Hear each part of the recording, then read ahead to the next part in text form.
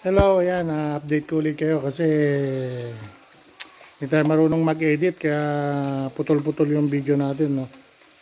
Ayan na po siya, kailangan halo ka ng halo kasi nga susunog rin. Ayan, halo, lalabas na yung mantika niya. Hintayin mo siyang maging ganyan ba, ayan. Pagka, siguro mga 30 minutes o 45 minutes, lahat yan magiging ganyan. Kaya kailangan haluin siya ng haluin, tapos hanguin, tapos palamigin. Ayan. Ayan yung tamang pagluto. Ayan, hintayin natin siya maging ganyan. Ayan. Kasi yung ibabaw, wala pa. Ayan. Yung nasa ilalim, madali siyang maluto ngayon. Haluin mo siya para.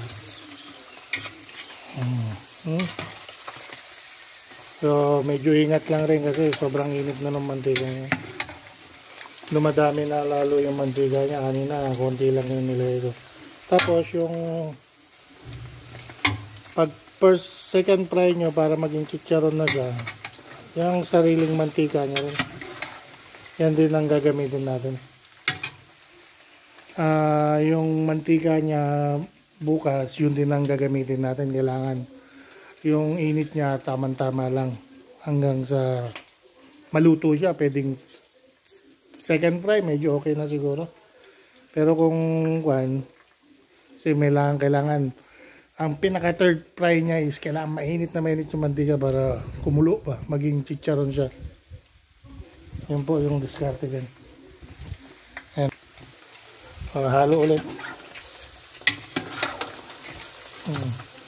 Kaya yung chicharon mahal kasi nga mahirap magluto, malakas sa gas, di ba? Kailangan mo rin mamuhunan kasi yung taba medyo mahal din yung taba.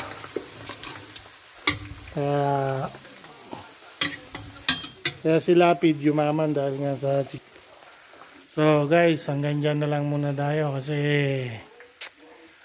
tama lang muna siguro yung pa 3 minutes, 4 minutes yung video natin para maraming manood kasi pag sobrang haba, baka mainip yung mga subscriber natin sa panonood. Okay? Ingat po tayo sa lahat. Ingat po sa lahat mga subscriber natin, mga kasushi. Bye-bye and God bless to all. Bye.